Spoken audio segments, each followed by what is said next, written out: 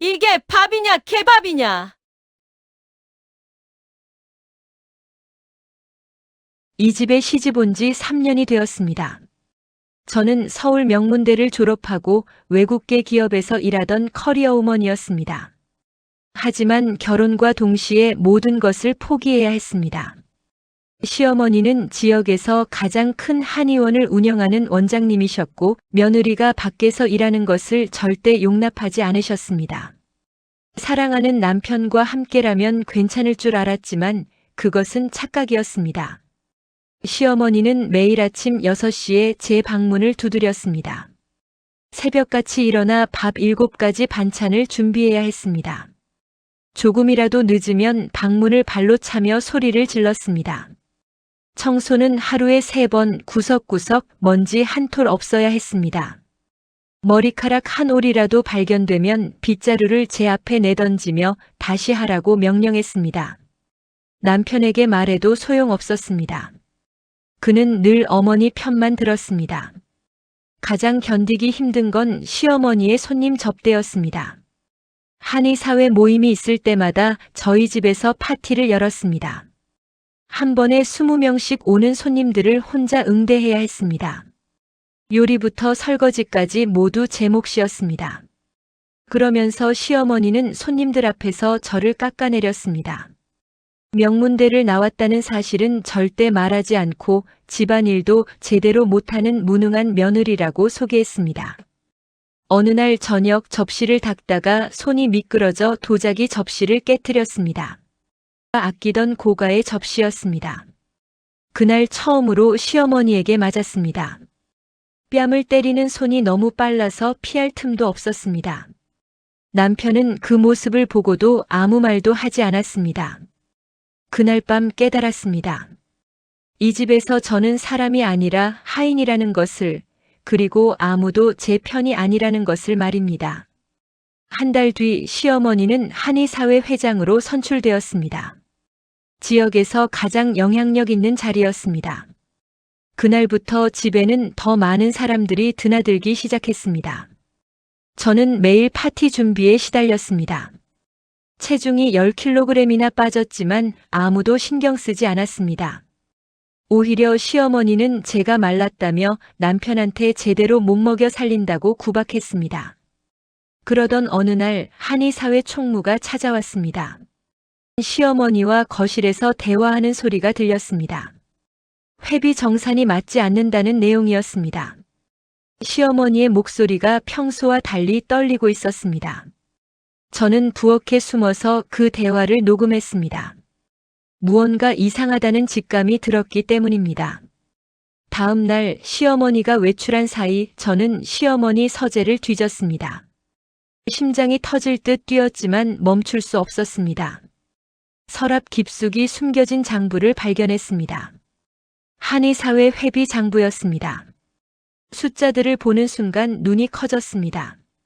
실제 회비와 보고된 금액이 달랐습니다.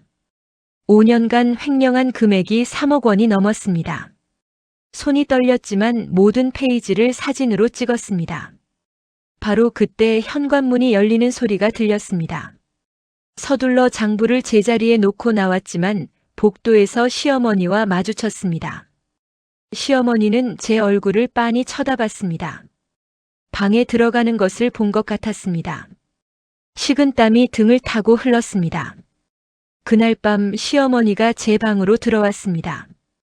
평소와 다른 냉기가 느껴졌습니다. 시어머니는 천천히 제게 다가오더니 낮고 차가운 목소리로 말했습니다. 내 방에 들어간 것을 알고 있다고 쓸데없는 짓 하지 말라고 증거 같은 것 남기면 가만두지 않겠다고 협박했습니다. 저는 아무것도 본 게 없다고 부인했지만 소용없었습니다. 일주일 뒤 상황은 더욱 악화되었습니다. 시어머니는 제 핸드폰을 몰래 뒤져 친구들과의 대화를 봤습니다. 시어머니가 힘들다는 내용이 있었습니다. 그날 저녁 남편과 시어머니 앞에서 무릎을 꿇어야 했습니다. 시어머니는 제 핸드폰을 바닥에 내던지며 집안 욕을 했다고 소리쳤습니다. 남편은 제 편을 들기는커녕 저를 나무랐습니다. 그날부터 일주일간 밥을 굶었습니다. 시어머니는 제가 만든 음식은 거들떠도 보지 않으셨고 저에게도 한 숟가락 주지 않았습니다. 저는 남편이 출장 간 사이 편의점에서 컵라면을 사다 몰래 먹었습니다. 체중이 더 빠져 45kg이 되었습니다. 거울을 보면 해골 같은 얼굴이 보였습니다. 하지만 저는 포기하지 않았습니다. 밤마다 핸드폰으로 찍어둔 장부 사진을 보며 계획을 세웠습니다. 작은 반격이었지만 저는 준비하고 있었습니다. 언젠가 이 증거로 시어머니를 무너뜨릴 날이 올 것이라고, 그때까지 버텨야 한다고 스스로 다짐했습니다. 아직은 때가 아니었습니다. 더 많은 증거가 필요했습니다. 한 달 후 남편이 교통사고를 당했습니다. 다행히 큰 부상은 아니었지만 다리가 부러져 2달간 입원해야 했습니다. 시어머니는 그날 병실에서 친척들 앞에서 말했습니다. 며느리가 집안일을 제대로 안 해서, 남편이 피곤해져 사고가 났다고, 며느리가 집안에 우환을 불러왔다고 소리쳤습니다. 친척들은 모두 고개를 끄덕이며 저를 힐난했습니다. 결국 예전에 다니던 외국계 기업을 완전히 정리해야 했습니다. 휴직 상태로 버티고 있었는데 남편 간병과 집안일을 동시에 해야 한다는 이유로 퇴사를 강요당했습니다. 연봉 1억 2천만 원을 포기하는 순간이었습니다. 마지막 남은 제 세계가 무너지는 기분이었습니다. 회사 동료들에게 작별 인사를 하며 눈물을 참을 수 없었습니다. 남편이 퇴원한 후 더 끔찍한 일이 벌어졌습니다. 시어머니는 저희 부부 방과 거실, 심지어 화장실까지 CCTV를 설치했습니다. 며느리 관리를 제대로 해야 한다는 이유였습니다. 제 모든 행동이 감시당했습니다. 화장실에서조차 자유롭지 못했습니다. 조금이라도 늦게 일어나면 친척들 단체 채팅방에 CCTV 영상이 공유되었습니다. 어느 날 밤 남편이 깊이 잠든 사이 거실로 내려갔습니다. 숨이 막혔습니다. 이대로는 안 되겠다는 생각뿐이었습니다. 부엌 서랍을 열다가 오래된 서류 뭉치를 발견했습니다. 시어머니가 관리하는 가계부였습니다. 펼쳐보는 순간 이상한 점을 발견했습니다. 저희 부부에게 매달 받아가는 생활비 300만 원의 사용 내역이 이상했습니다. 실제 지출은 100만 원도 안 됐습니다.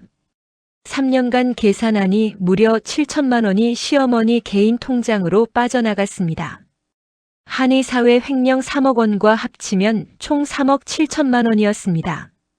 손이 떨렸지만 모든 자료를 사진으로 찍었습니다. 증거는 점점 쌓여가고 있었습니다. 그날 밤 잠들지 못하고 과거를 떠올렸습니다. 결혼 전 저는 외국계 컨설팅 기업의 팀장이었습니다. 서울대 경영학과를 수석으로 졸업했고 MBA 과정까지 마쳤습니다. 제 밑에서 일하던 후배들은 지금 각자 대기업 임원이 되어 있었습니다. 시어머니는 제 학벌을 아무도 모르게 했습니다. 며느리가 너무 잘나면 아들이 주눅 든다는 이유였습니다. 문득 결혼 전 명함 한 장이 떠올랐습니다. 당시 프로젝트를 함께했던 변호사 선배였습니다. 대한민국에서 가장 유명한 로펌의 대표 변호사였습니다. 지갑 깊숙이 보관해둔 명함을 꺼냈습니다. 색이 바랬지만 번호는 선명했습니다. 그는 항상 말했었습니다. 힘들 때 언제든 연락하라고, 도와주고 싶다고 말입니다. 그날 밤 거울을 봤습니다. 45kg으로 마른 몸, 푹 꺼진 눈, 생기 없는 얼굴. 하지만 눈빛만은 달랐습니다. 더 이상 당하고만 있지 않겠다는 결심이 서려 있었습니다. 저는 서울대를 나온 MBA 출신 전직 외국계 기업 팀장이었습니다. 3년간 숨죽이며 살았지만 이제는 달랐습니다. 복수를 시작할 시간이었습니다. 다음 날 새벽 명함 속 번호로 전화를 걸었습니다. 몇 번의 신호음 후 익숙한 목소리가 들렸습니다. 그는 저를 즉시 알아봤습니다. 3년간의 상황을 설명하자 그는 분노했습니다. 서울대 수석 출신이 그런 취급을 받았다는 사실에 경악했습니다. 그리고 말했습니다. 당장 로펌으로 오라고 최고의 변호사 팀을 꾸려주겠다고 약속했습니다. 일주일 후 저는 로펌 회의실에 앉아 있었습니다. 가사 전문 변호사 3명, 형사 전문 변호사 2명, 총 5명의 변호사가 제 사건을 맡아주었습니다. 제가 모아둔 증거들을 보더니 모두 놀라워했습니다. CCTV 불법 설치, 생활비 횡령, 한의사회 회비 횡령, 정서적 학대까지 완벽한 증거였습니다. 승소 확률 100%라는 답변을 들었습니다. 변호사들은 전략을 짰습니다.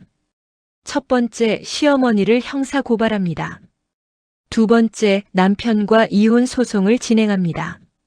세 번째, 한의사회에 시어머니의 횡령 사실을 제보합니다. 네 번째, 위자료와 재산 분할로 최소 5억 원을 받아냅니다. 모든 것이 동시에 진행될 예정이었습니다. D-30일 카운트다운이 시작되었습니다. 하지만 그 전에 한 가지를 더 확인해야 했습니다. 저는 옛 직장 동료들에게 연락했습니다. 그들은 반가워하며 즉시 만나자고 했습니다. 강남의 한 레스토랑에서 만난 후배들은 제 모습을 보고 충격받았습니다. 너무 말랐다며 걱정했습니다. 저는 모든 상황을 설명했고 그들은 분노했습니다. 그중 한 명이 말했습니다. 자기가 지금 대기업 계열사 임원인데 자리 하나 만들어주겠다고 연봉 2억은 보장하겠다고 약속했습니다. 또 다른 후배는 자기 회사에서 이사 자리를 제안했습니다. 모두가 저를 원했습니다. 3년간 잃어버렸던 제 가치를 다시 느끼는 순간이었습니다. 저는 아직 쓸모없는 사람이 아니었습니다. D-20일. 저는 완벽한 며느리 연기를 시작했습니다. 시어머니에게 더욱 고분고분하게 굴었고 남편에게도 순종적으로 행동했습니다. 시어머니는 만족스러운 표정을 지었습니다. 드디어 며느리가 길들여졌다고 생각한 것입니다. 하지만 그것은 폭풍전의 고요였습니다. 저는 매일 밤 변호사들과 통화하며 작전을 다듬었습니다. D-15일. 옛 직장 동료 중 한 명이 특별한 정보를 줬습니다. 시어머니가 운영하는 한의원에 세무조사가 들어갈 예정이라는 것입니다. 누군가 탈세 의혹으로 제보했다고 했습니다. 알고 보니 제 후배 중 한 명의 남편이 국세청 조사관이었습니다. 제가 부탁하지 않아도 후배가 알아서 움직여준 것입니다. 퍼즐이 하나씩 맞춰지고 있었습니다. D-10일. 저는 은행에 갔습니다. 결혼 전 모아둔 돈이 1억 5천만 원 있었습니다. 시댁 식구들은 모르는 비밀 계좌였습니다. 거기에 퇴직금 8천만 원까지 합치면 2억 3천만 원이었습니다. 새로운 시작을 위한 충분한 자금이었습니다. 통장을 보며 미소 지었습니다. 이제 거의 다 왔습니다. 조금만 더 참으면 자유였습니다. 하지만 D-7일 예상치 못한 일이 벌어졌습니다. 시어머니가 갑자기 제 방에 들어와 이혼 서류를 내밀었습니다. 아들과 이혼하라는 것이었습니다. 위자료도 재산 분할도 없이 그냥 나가라고 했습니다. 거부하자 시어머니는 협박했습니다.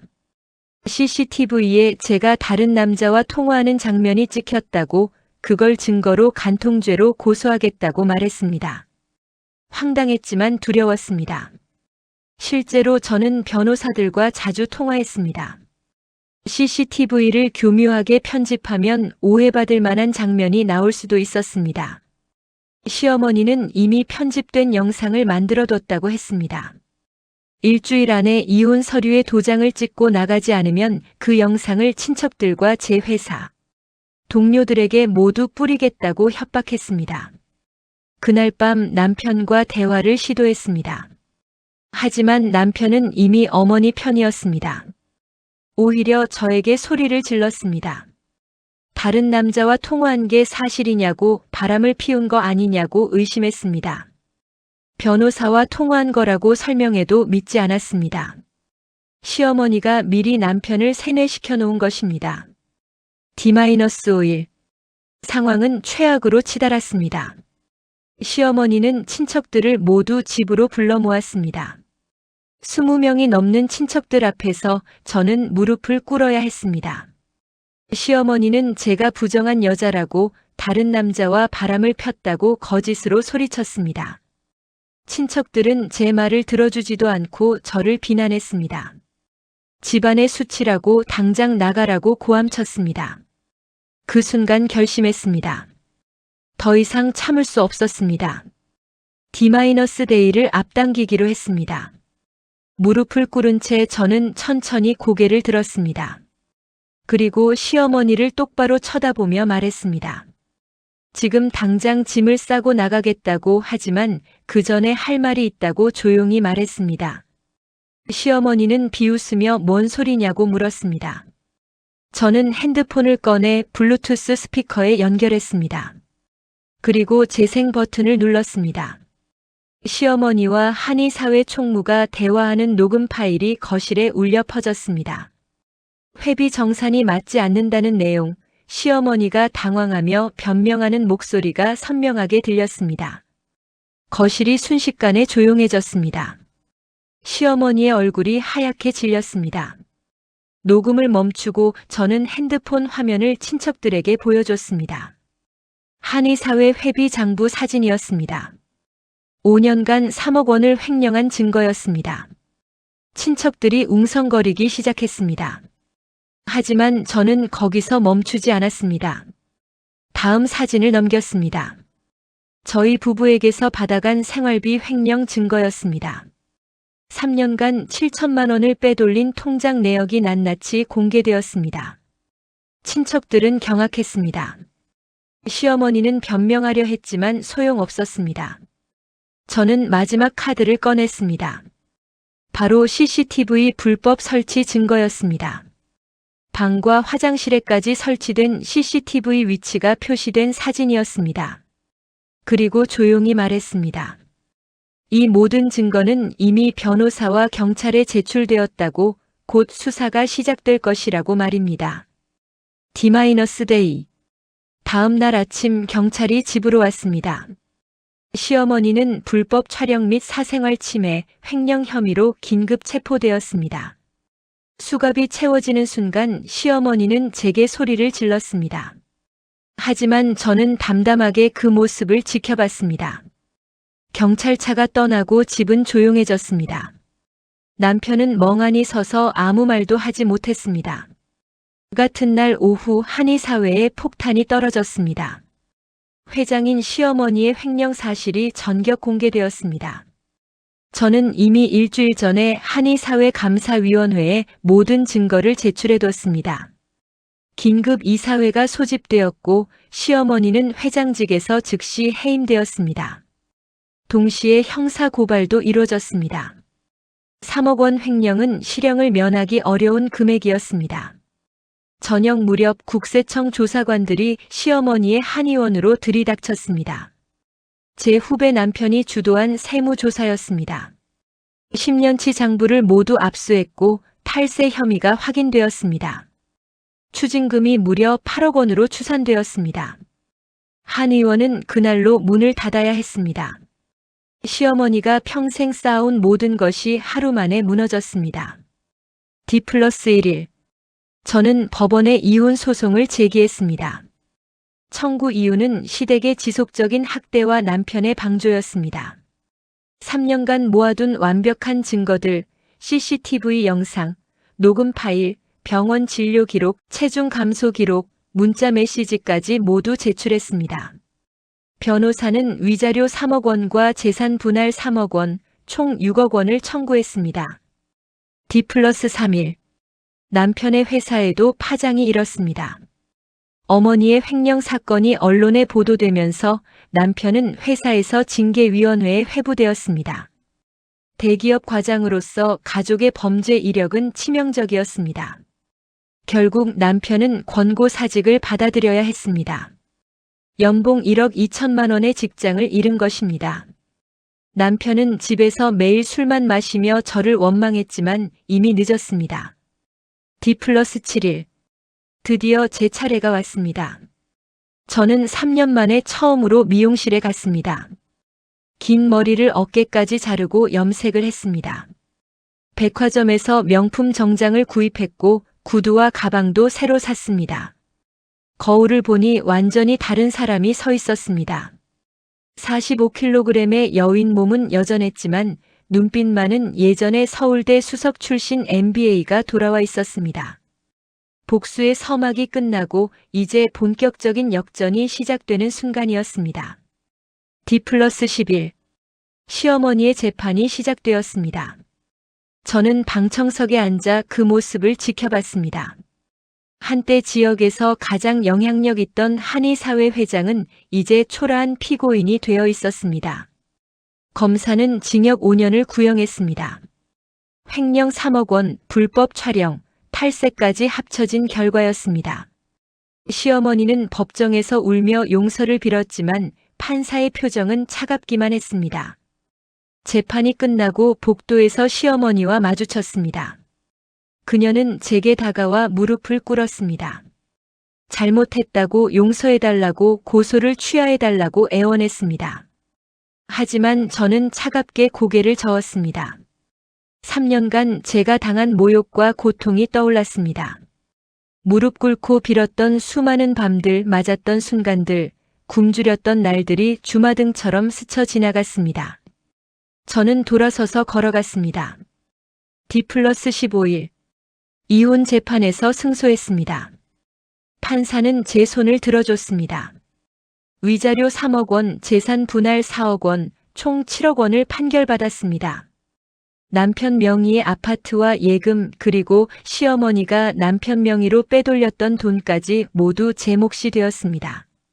남편은 법정에서 무너졌지만 저는 담담하게 판결문을 받아들고 나왔습니다. 그날 오후 기다렸던 전화가 왔습니다.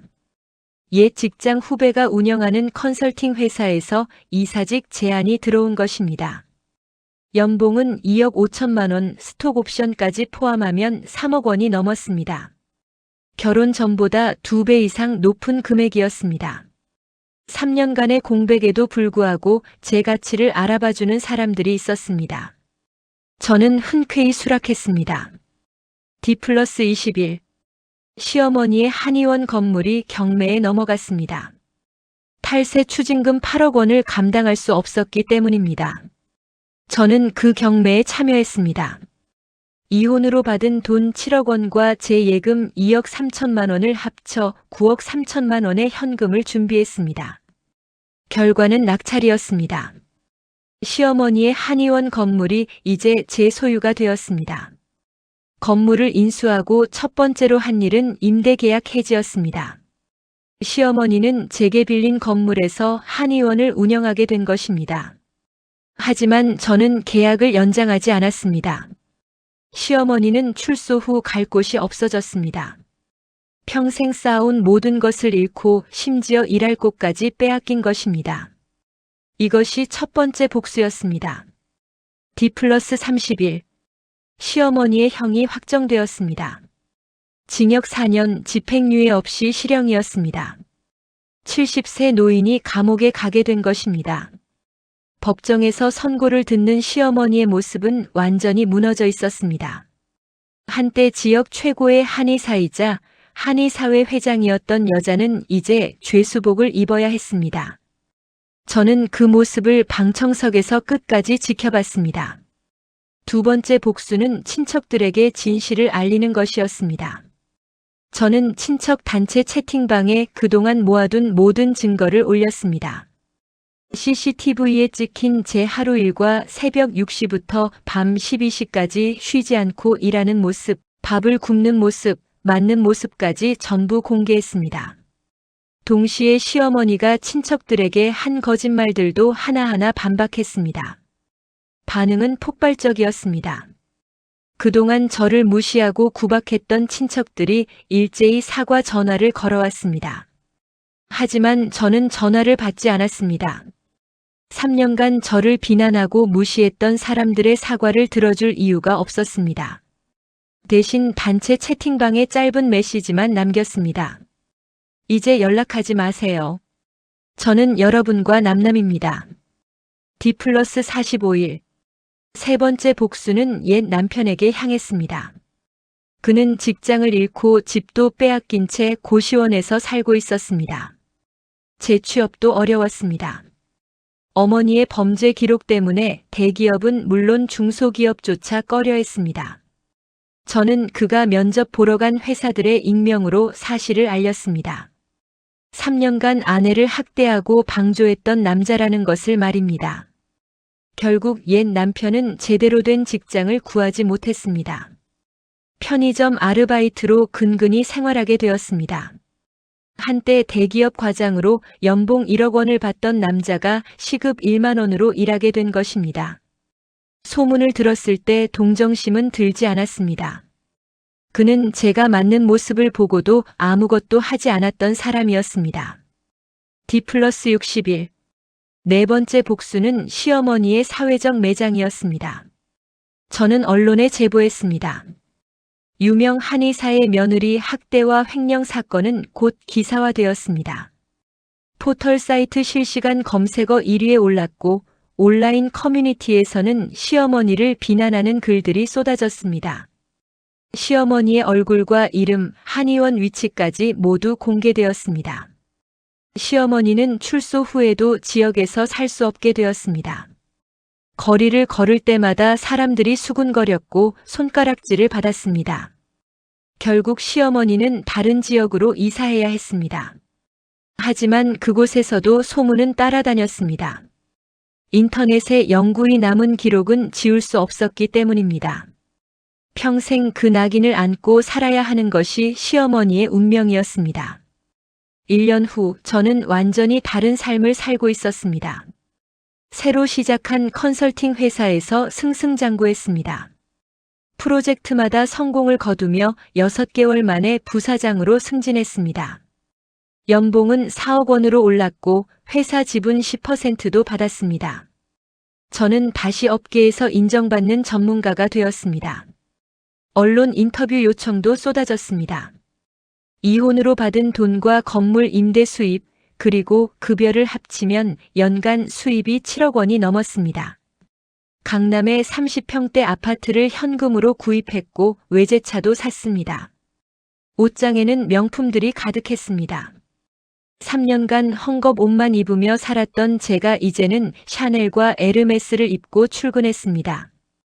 거울을 볼 때마다 다른 사람 같았습니다. 어느 토요일 오후 백화점에서 쇼핑을 하던 중이었습니다. 명품관에서 가방을 고르고 있는데 익숙한 뒷모습이 보였습니다. 시어머니였습니다. 출소한 지 6개월쯤 된 것 같았습니다. 그녀는 청소 직원 유니폼을 입고 화장실 청소를 하고 있었습니다. 한때 지역 최고의 한의사였던 사람이 백화점 청소부로 일하고 있었습니다. 시어머니는 저를 알아봤습니다. 손에 든 걸레를 떨어뜨리고 굳어버렸습니다. 저는 천천히 그녀에게 다가갔습니다. 샤넬 트위드 재킷에 에르메스 가방을 든 제 모습과 청소부, 유니폼을 입은 시어머니의 모습이 극명하게 대조되었습니다. 시어머니는 고개를 푹 숙였습니다. 제가 입고 있는 구두 한 켤레 값이 그녀의 한 달 월급보다 비쌌습니다. 저는 아무 말 없이 그녀를 지나쳤습니다. 뒤돌아보지 않았습니다. 그녀의 인생은 이미 끝났고 제 인생은 이제 시작이었습니다. 백화점을 나와 새로 산 차에 올라탔습니다. 룸미러에 비친 제 얼굴은 자신감으로 빛나고 있었습니다. 더 이상 짓눌린 며느리가 아니었습니다. 서울대 출신 MBA, 연봉 4억 원의 부사장, 그리고 7억 원의 자산을 가진 성공한 여성이었습니다. 시동을 걸며 중얼거렸습니다. 이제 시작이에요. 복수는 끝났지만 제 인생은 이제부터 더 찬란하게 빛날 것입니다. 그리고 시어머니는 남은 평생 바닥을 닦으며 후회할 것입니다. 그것이 제가 원했던 완벽한 복수였습니다. 감사합니다. 재미있으셨으면 구독과 좋아요 부탁드리겠습니다.